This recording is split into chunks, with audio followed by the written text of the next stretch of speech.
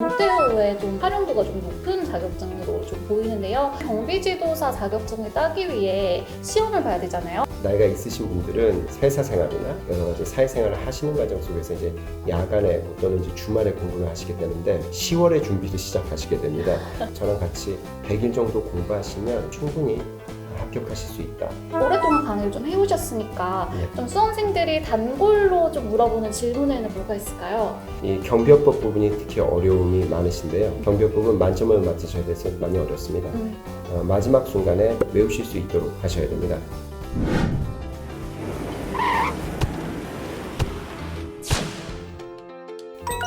모든 자격 시험 정보를 파헤치는 토크레인입니다. 오늘은 경비 지도사에 대해서 파헤쳐보기 위해 경비 지도사 고비원 교수님 오셨는데요. 교수님 안녕하세요. 안녕하세요. 네. 고비안입니다. 네, 교수님 저희 보고 계신 분들한테도 인사 한 번만 부탁드릴게요. 경비지도사를 준비하시는 수험생 여러분 안녕하세요.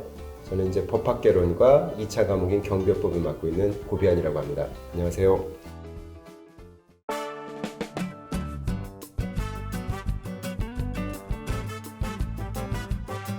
와.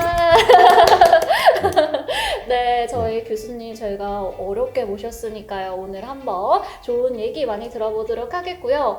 교수님 먼저 네. 경비 지도사란 뭔지 자격증 소개부터 해주시면 좋을 것 같아요. 경비지도사는 일반적으로 민간 자격증인데요. 국가가 공인하는 자격증입니다. 2006년부터 시험이 실시됐고 지금 이제 한 15년째 계속적으로 이제 자격증이 주어지는데요. 이 경비지도사 자격증을 가지신 분만이 이 경비원, 그러니까 사설경비라고 보통 얘기하는데요. 민간경비라고도 하고요. 이거를 이제 지도하실 수도 있고 또 현장에서 실제로 그분들이 나가 계셔야지만 이 경비 업무가 이루어지는 거예요. 그래서 국가시험 같은 경우, 경찰시험 이런 곳에서는 경비지도사를 갖고 계신 분에 대해서 이제 가산점으로 드리고 있고요. 그다음에 최근에 이제 이 경찰 업무, 치안 업무를 민간경비를 통해서 이루어지는 경우가 굉장히 많고 동시에 이제 이 특수경비라고 해서 원자력 발전소 또는 공항 또는 항만 같은 경우에 있어서도 이 특수경비원들이 활동을 하게 돼 있는데 이때도 경비지도사의 지도를 필요로 합니다. 더욱더 중요한 것은 보통 현재에서는 이제 이 기계경비가 CCTV나 이제 이런 걸로 이제 경비하는 게 굉장히 늘어나고 있거든요. 근데 이런 치안 수요가 늘어나면 늘어날수록 이 경비지도사의 수요는 계속적으로 늘어나고 있습니다. 그래서 이 자격증이 장롱 면허가 되지 않고 실제로 활용도가 높은 은퇴자분들도 이제 50대 또는 55세 넘어서 이제 은퇴하시는 분들한테도 대체로 이제 경비원 하시는 경비 업무를 하시는 분들이 나이가 좀 고령자인 분들이 많으셔서 경비지도사를 갖고 계시면 이 업무를 이제 지도하실 때도 유리할 가능성이 높고 그다음에 이제 이 젊은 나이에 이제 경비 업체 이런 데 취업하실 때도 매우 유리한 자격증이라고 말씀드릴 수 있습니다. 젊은 층의 취업이나 아니면 은퇴 후에 좀 활용을 하는데 활용도가 좀 높은 자격증으로 좀 보이는데요. 그러면 경비지도사 자격증을 따기 위해 시험을 봐야 되잖아요. 네네. 그 시험은 어떻게 구성되나요? 시험은 이제 하루에 몰아서 같이 보시게 되는데요. 1차 시험 2과목, 2차 시험 2과목 이렇게 나눠집니다. 1차 시험은 이제 법학개론이라는 과목이 있고 민간경비론이라는 과목이 있습니다. 각각 40문제씩 총 80문제를 80분 안에 푸셔야 됩니다. 이제 아침 11월 달 이제 보통 보게 되는데 아침 9시 30분부터 10시 50분까지 몰아서 이제 80분 내에 보셔야 돼서. 다만 이제 1차 과목은 좀 좋은 점이라고 해야 되거나 아니면 좀 편한 점이라고 할 것은 60점만, 평균 60점만 넘으시면 일단 합격을 하시는 1차 과목은. 그런 다음에 이제 바로 당일에 40분 정도 쉬신 다음에 11시 30분부터 바로 2차 과목을 보시게 돼 있어요. 근데 2차 과목은 보통 경비업법은 필수고요. 이건 이제 일반 경비지도사든 기계경비지도사든 반드시 필수 과목으로 보셔야 되고, 그 다음에 이제 하나 더 선택 과목이 존재하는데요. 선택 과목은 보통 일반 경비지도사는 그 소방법, 소방학입니다. 그 다음에 이제 아니면 범죄학, 그 다음에 경호학이 있는데 소방학은 화학입니다. 현실적으로. 그래서 굉장히 어렵기 때문에 이거는 좀 권하지 않고요. 수험생분들도 보통 이 소방학을 하시는 분은 많지 않아요. 그다음에 이제 범죄학도 내용이 굉장히 까다로운 이론들이 많아서 역시 이것도 권하지는 않고요. 대체로 경호학을 많이 하시는데 이 경호학을 하시는 게 수험 전략상 맞다고 봅니다. 왜냐하면 1차 과목에 공부하시는 민간경비론이 사실상 경호학과 매우 많이 중첩되기 때문에 이 경호학을 공부하시면 민간경비론이 자연스럽게 공부가 되시고 민간경비론을 공부하시면 자연스럽게 경호학이 공부가 되시는 거라서 이거를 꼭 추천드립니다. 그 다음에 기계경비 같은 경우는 기계경비 개론 이걸 선택해서 보시게 되는데요. 이 부분은 뭐 두 가지 중에 선택하시는 거라 어쩔 수 없이 이제 기계경비 개론을 보통 많이 선택하시는 걸로 좀 들었습니다. 그래서 다만 이제 2차 과목은 고득점을 하셔야 됩니다. 대략적으로 1년에 보통 700명 정도를 목표로 해서 이거를 이제 고득점 순위대로 이제 합격을 드리기 때문에 동점자는 물론 합격을 드려서 현실적으로는 한 850명 정도가 1년에 합격하십니다. 근데 이제 합격률로 보면 7에서 8% 내외 정도, 한 10,000명 정도 보시면 800명 정도가 붙는 생각보다 쉬운 듯 약간 어려울 수도 있는 그런 시험입니다.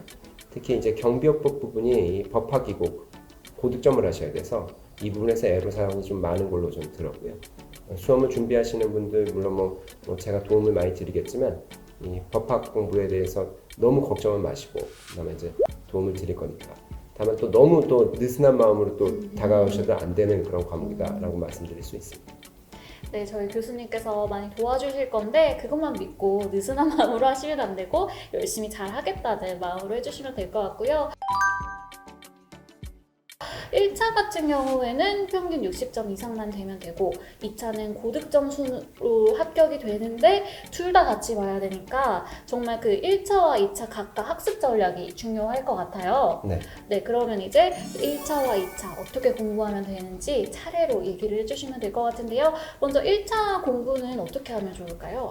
1차 과목은 너무 부담감 없이 공부하시는 게 차라리 낫다라고 말씀드릴 수 있습니다. 왜냐면 이제 법학개론 과목은 굉장히 어려운 과목이거든요.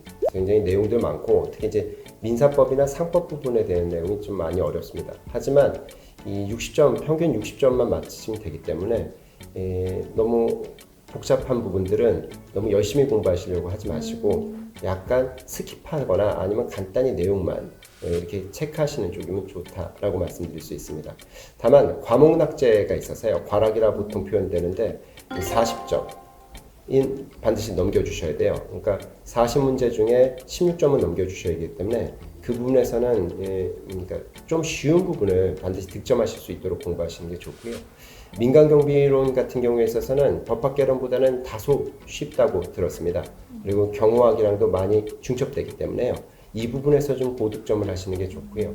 약간 단순함기적인 내용들이 많아서 생각보다는 이제 법학개론처럼 이해를 필요로 하는 게 아니기 때문에 오히려 외우실 때 좀 쉽다라고 말씀드릴 수 있어요. 그래서 법학개론은 조금 힘을 빼고 공부하시고 민간경비론은 조금 뭐 경호학이랑도 연관성이 있기 때문에 조금 더 여러 가지를 집중도 있게 공부해 주시는 게 좋다 이렇게 말씀드릴 수 있습니다.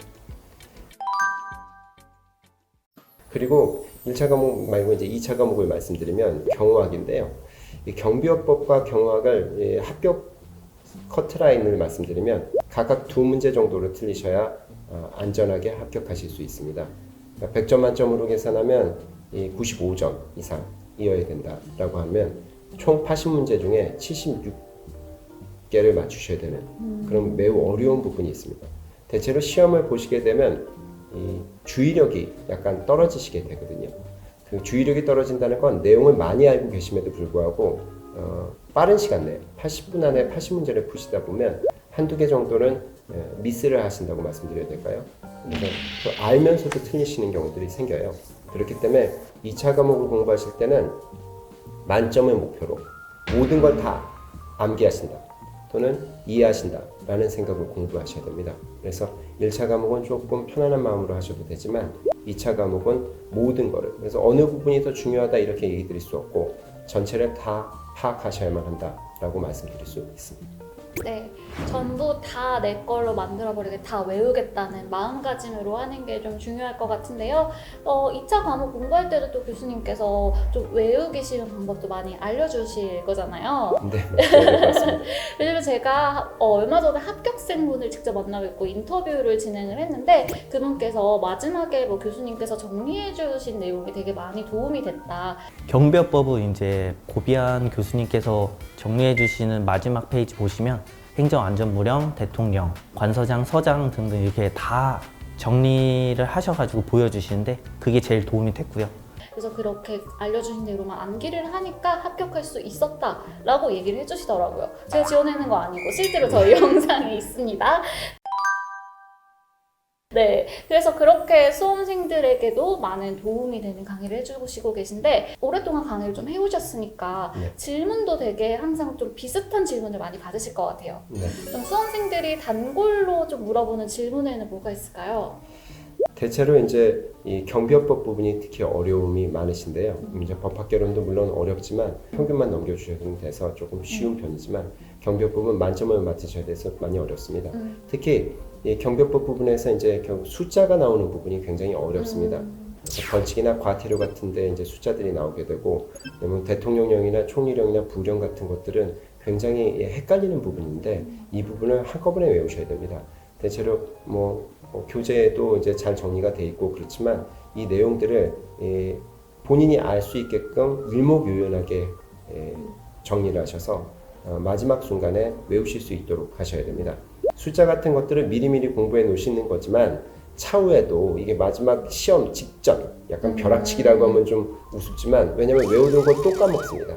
그래서 당일에도 보통 이제 10시 50분에 끝나고 40분 휴식 시간이 있어서 11시 30분에 시험을 보시게 되는데 숫자 같은 것들은 제가 정리도 해드리겠고 그 내용들을 잘 정리해서 가져가셔서 그 40분 동안 다른 생각하지 마시고 그 부분을 반드시 다시 한번 체크해 보시는 게 합격을 위해서 꼭 필요한 것이다 라고 말씀드릴 수 있습니다.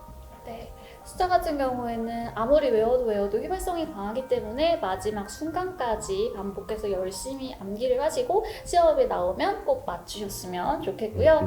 네, 이제 많은 수험생들이 이 영상을 보고 계실 것 같은데 수험생들한테 좀 해주고 싶으신 얘기가 있다면 뭐가 있을까요? 수험생분들이 이제 처음 도전하실 경우에 있어서는 이 법 자체가 이게 생각보다 용어 자체가 어렵습니다. 그다음에 접근성이 떨어져서 맨 처음에 공부하실 때 이제 굉장히 어려움을 많이 느끼세요. 그러면 이 과목에서 물론 제가 좀 도움을 드릴 텐데 가급적 쉬운 어떤 용어로 제가 설명을 드릴 거고 그렇다면 그거를 이해하시면 되는 겁니다. 그래서 너무 어려운 용어로 이해하시려고 하지 마시고 본인이 알 수 있는 평상시에 자주 쓰는 용어로 대체시켜 놓는 게 암기하실 때 좋습니다. 그 다음에 경비업법 같은 것도 내용 자체가 이게 굉장히 절차적인 부분들이 많아요. 순서를 이 텍스트 글자 형태로만 그냥 하시면 외워지질 않습니다. 그래서 보통 화살표 형태로 해서 어떤 것이 있은 다음에 그 다음에 무엇을 하고 그 다음에 화살표로 해서 어떤 것을 하고 이런 식으로 이 도식화시켜서 한눈에 이해할 수 있게끔 정리해 놓으시는 게 좋아요. 그 다음에 하나 더 말씀드리면 이 수험생분들 여러 가지 스케줄도 바쁘실 거고 특히 이제 나이가 있으신 분들은 이제 회사 생활이나 아니면 이제 여러 가지 사회생활을 하시는 과정 속에서 이제 야간에 또는 이제 주말에 공부를 하시게 되는데 이 11월에 보통 시험이 있거든요. 그러면 이제 보통 10월에 준비를 시작하시게 됩니다. 미리 이제 우리 같이 이런 과목을 미리 이제 끊어 놓으시고 하시더라도 맨 처음에 한두 개 정도 보신 다음에 10월부터 공부해야지 이런 마음을 하시는 경우가 많아요. 저도 다른 것도 그랬었고 그렇건데 그러면 조금 늦습니다. 그러면 1차는 합격하실 수 있는데 2차는 그렇게 해서는 어렵습니다. 그래서 최소 늦어도 8월 정도에는 시작하셔서 한 100일 정도 공부하시면 충분히 저랑 같이 하시면 합격하실 수 있다라고 말씀드릴 수 있습니다. 네, 여러분 10월은 늦어요. 늦어도 8월부터는 공부를 시작하셔야 합니다. 8월에 이 영상을 한 번 더 올려드릴 거예요. 네. 네, 제가 짧은 시간이지만 이렇게 교수님의 눈빛과 말씀하시는 걸 좀 듣고 나니까 저 엄청나게 신뢰감이 막 뿜뿜 막 나오고 있는데요. 저도 이렇게 느끼는데 보고 계신 수험생분들은 좀 어떨까 싶어요. 그래서 저희 교수님을 믿고 같이 경비 지도사 준비하셔서 좋은 결과가 있으셨으면 좋겠고요. 저희 스테이드 경비지도사 강의는 유튜브 채널에서 샘플 강의로도 확인을 해보실 수가 있으세요. 그래서 저희 교수님이 강의 어떻게 해주시는지 한번 보시고 저희와 함께 하셔서 좋은 결과 있으셨으면 좋겠습니다. 네, 너무 아쉽지만 저희 오늘 준비한 시간은 여기까지 하겠고요.